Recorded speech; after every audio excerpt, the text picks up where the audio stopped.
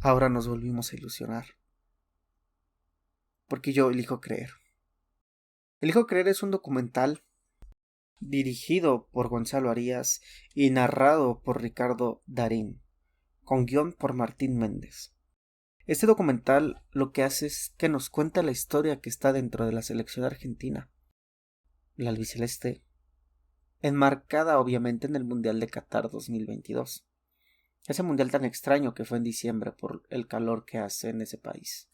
Tiene entrevistas con Lionel Messi, con el Dibu Martínez, con Nicolás Otamendi, Ángel Di María, Rodrigo de Paul, Julián Álvarez, Enzo Fernández, Gonzalo Montiel. Entrevistas exclusivas, entrevistas donde están ellos sentados con la Copa del Mundo a un lado y van narrando y comentando un poco de lo que se vivía dentro de esos encuentros. El montaje igual es bastante bonito, ya que está montada la película, las entrevistas, la narración encima de pedazos, de fragmentos de los partidos que fueron disputados por el albiceleste.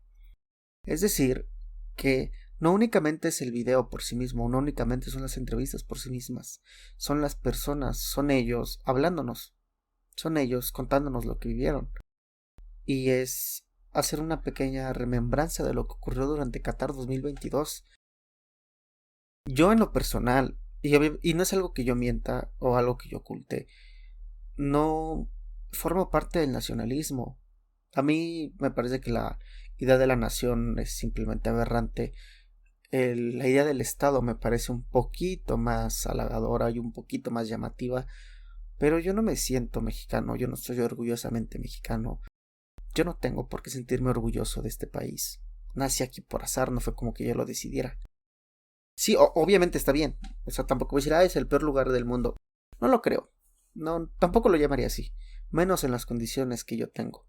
Privilegios le dicen por ahí. Porque privilegio es todo a final de cuentas, pero bueno. Menos con los privilegios que tengo. Digo, si tuviera muchos más privilegios, probablemente diría que México is the shit, pero no los tengo claramente. El punto de todo esto es que para mí este mundial fue esperado justo por que yo deseaba que fuera la consagración de Messi, un jugador al que yo admiro. Como jugador sobre todo, porque me parece que la magia que él derrochaba, la magia que él tiene, es una magia que no sé cuánto vayamos a tardar en volver a ver. Así que yo agradezco que yo vi jugar a Lionel Messi. Pero bueno, el punto no es ese, el punto es que desde hace mucho tiempo, por Messi sobre todo, un poco quizá por la figura de Maradona, pero ese está un poquito más allá.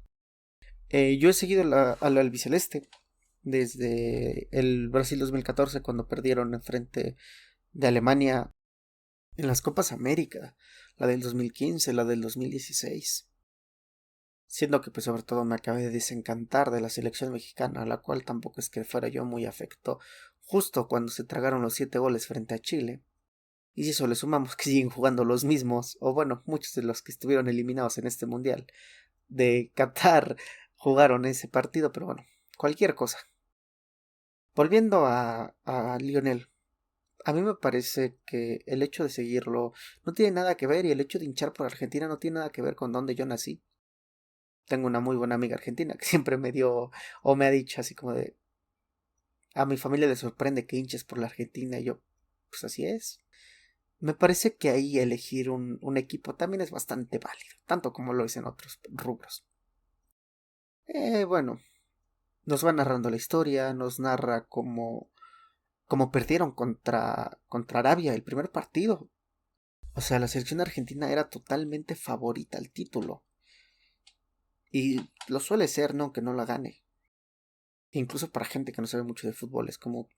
O sea, si tú te enteras que la final es Alemania contra Argentina es esperado. Si tú te enteraras que la final es Marruecos contra Ghana, eso no te lo esperas. El punto es que narra ese primer partido, narra cómo lo perdieron, narra el bajón anímico que tuvieron los jugadores y va así desmenuzando partido por partido, narra el hecho del enfrentamiento contra de México, lo cual a mí a título muy personal no me terminó de gustar, no por el hecho de cómo retratan eso, sino porque sí creo yo que era necesaria hacer la mención acerca del desastre que llegó a haber y de las peleas que llegaron a ocurrir dentro de los estadios. ¿Y por qué es necesario hacerlo mención? No para glorificarlo, obviamente.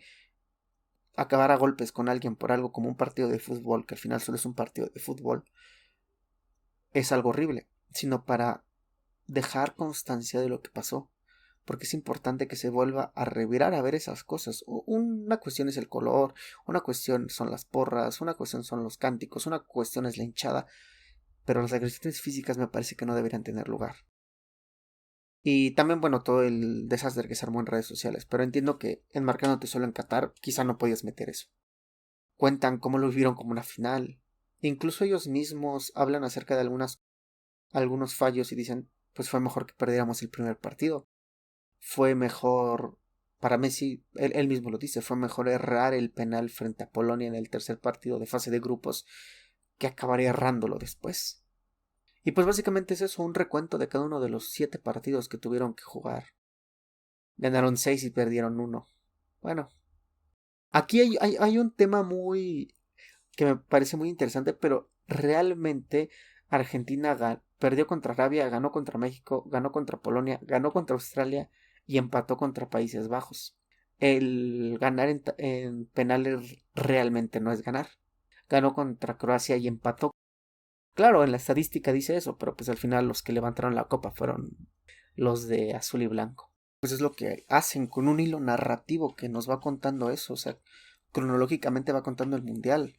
Nos cuenta sobre la lesión que tuvo Rodrigo de Paul, sobre el drama que vivió Rodrigo de Paul, sobre el sentir de muchos de ellos. Porque después de todo, o sea, bueno, un mundial se juega en un mes, poco más, poco menos. Pero una lesión de 15 días puede significar que no vuelvas a jugar. Y el mismo Rodrigo de Paul lo dice. Sí, sí, sí, pero si tú vienes y me dices que me recupero en 15 días, que estemos en semifinales, probablemente no haya semifinales. Quizá no haya semifinales. Y quizás en mi último mundial lo quiero jugar y va y juega contra Países Bajos. También creo que hizo falta un poco a mi apreciación ahondar un poco más sobre el salseo que ocurrió en los cuartos de final frente a Países Bajos. Ese fue un partido duro. Yo lo presencié sentado en una cafetería en algún estado norteño. Recuerdo a las personas que estuvieron ahí, recuerdo que yo con la familia, incluso recuerdo a una chica que estaba sentada ahí sola viendo el partido en un lugar mejor que el mío. Y ni siquiera lo terminó de ver, no entendí por qué. Después, el partido que no vi fue la semifinal frente a Croacia. El partido que obviamente vi fue la final contra Francia. La película es rápida, la película no se traba, la película no se corta. Y me parece, bueno, el documental más bien. Y me parece que está muy bien llevado a cabo. Yo no le pondría objeción alguna. Me parece que puede mejorar, pues sí, ya en los puntos que lo dije. Y en otro incluso también, porque en un inicio empieza sobre el primer partido de Argentina y luego retoma un poco los partidos de Francia. O un partido de Francia, pero no recae en eso. Yo esperaba que fuera algo un poco más simétrico en el sentido de nos cuenta sobre la fase de grupos de Argentina y luego la fase de grupos de Francia. Obviamente no con el mismo detalle, ni siquiera con entrevistas, porque pues creo que un documental sobre la escaloneta en Qatar pues no debería tener muchas entrevistas con Mbappé. Parece que queda un poco descuadrado el hecho de que nos presentas un poco, pero no nos vuelves a hablar de ellos. Quizás así como una mención y el camino de Francia fue tal. No ocurrió así. Pero bueno. En conclusión me parece una gran película, me parece, bueno, un gran documental. Si eres hincha, o no sé si le puede llamar así. Si eres hincha de Argentina me parece que te va a remover mucho. Y como dice aquella salsa, ¿no? Esa fue la noche más linda del mundo, aunque nos durara tan solo un segundo. Sí, obviamente hay, hay una entrevista de Di María, dado a que a él es a quien le marcan el penal en la Copa del Mundo. Hay una entrevista a él sobre ese penal. Yo sigo pensando que eso no era penal, como no era penal el primero que le marcan a Mbappé. No son penales ninguno de los dos. Me refiero a que eso en un jornada 1 de Necaxa contra Bravos de Juárez no lo marca nadie. Así, casi seguro, ¿eh? Dicen por ahí que el árbitro se equivoque para los dos lados solo vuelve el juego más injusto. Yo no soy tanto de esa idea, pero pues al menos aplaudo que el árbitro haya tenido exactamente el mismo criterio. Si marcaste un penal acá, marca un penal de ese lado. Y así fue como lo hizo. Le doy un punto. Sin embargo, yo sigo pensando que no era penal ninguno de los dos. ¿Cómo habría acabado la cosa? No lo sé. Y bueno, la final contra... De hecho, eso fue algo que noté. Los cuartos de final y la final terminan por demostrar aquel viejo dicho en el fútbol que dice que el 2-0 es el marcador más engañoso.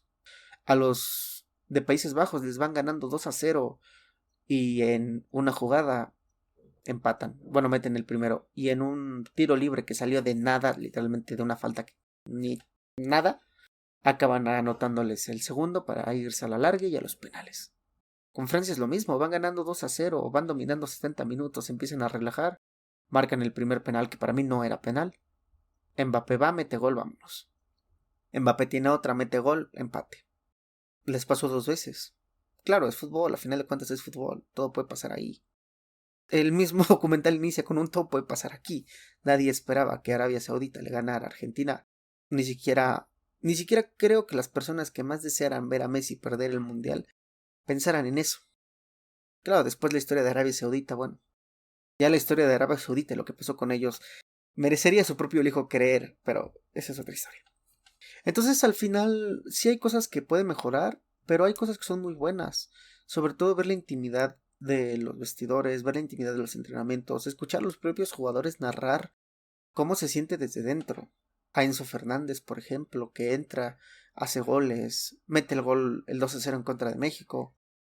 Es enriquecedor porque, pues obviamente, no es muy sencillo acceder a ese tipo de cosas. Las entrevistas, verlos con la Copa del Mundo. Entender esta parte que creo es Rodrigo de Paul quien lo dice. Hacer feliz a alguien es un poder enorme y hacer feliz a un país entero lo es aún más. Y digo, hay mil cosas que se podrían criticar de ese torneo. Extracancha, sí. Sí, sí, sí, sí. Yo mismo soy quien lo critica. El tema de que se haya tenido que hacer en Qatar, que es un país que muy futbolero no es, pues dice mucho, ¿no? Incluso el partido de inauguración fue un desastre. Busquen sobre eso. El próximo mundial que está a la vuelta de la esquina, que es justamente México, Estados Unidos y Canadá. Sí, conozco o he conocido personas muy emocionadas porque va a ser en México. Yo, ¿te cae que vamos a ver un Francia contra Alemania en cuartos de final? ¿Te cae? El del 2030, que es Uruguay, Argentina, Marruecos, España, y ya dije, pues de una vez hay que ir añadiendo Grecia, ¿no? Quizá podemos cruzar todo el mar Mediterráneo para ver un partido. No lo sé, eso sí, esas ya son otras cosas. Hay o ha habido mucha crítica, obviamente eso no lo retrata el documental, dado que pues, es un documental sobre el albiceleste, sobre la escaloneta, acerca de los penales, sí los graba, sí los nombra, sí los habla, pero no hay, obviamente no hay esta parte de fue penal, no fue penal, yo ya dije, hay algunos de esos penales, como, o sea, el de Polonia sí me parece penal, pero lo digo, el de la final no era penal, ni el que le marcan a Argentina, ni el que le marcan a Francia. Pero al final son 80 minutos muy lindos que acaban justo con la albiceleste recorriendo Buenos Aires, o según yo se fue en Buenos Aires, haciendo el recorrido de campeones con la copa, con la gente. Hay recortes sobre eso. Hay un pequeño fragmento donde hablan de la tajada del Dibu, una tajada que tiene frente a Colomani casi antes de que acabara la final del mundial. Esa tajada es bastante fuerte para mí porque yo cada que veo en TikTok o en este caso en la pantalla gigante, esa tajada tengo miedo de que esa pelota entre. Pero bueno, de eso hay mucho material, no solo lo que se ve aquí. El mismo Dibu dice, en este caso no, pero lo he visto en otros lados. El mismo Dibu dice que no se dio cuenta, en ese momento no se da cuenta de lo que hace. O sea, en ese momento para Dibu es como la parella, pero sí hay, o sea, sí hay gente que narra que el Dibu, como Iniesta en 2010, escuchó el silencio. El estadio se cayó, no se escuchaba nada. La detiene y el juego continúa y en contragolpe y casi quedan campeones del mundo. Así ocurre. Supongo que así ocurre en muchos de estos casos.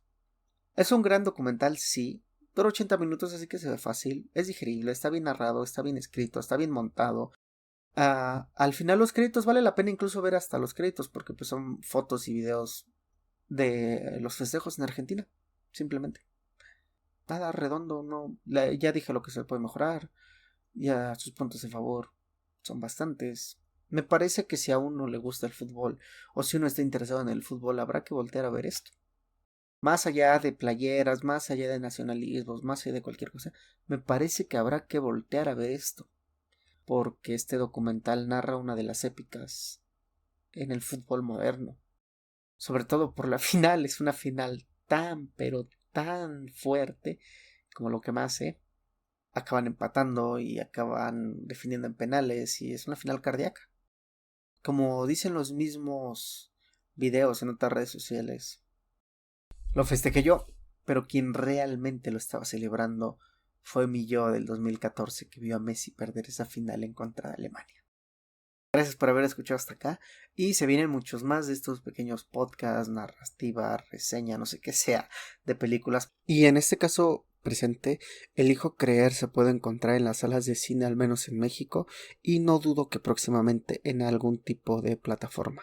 Recomiendo que corras a verla, no sé cuánto dure, pero lo mejor es verla pronto, dado a que incluso hoy 3 de enero solamente encontré 2 funciones y no creo que dure mucho en cartelera. Digo, si te interesa esto, ve a verla. No lo dejes para después, a eso me quiero referir. Gracias.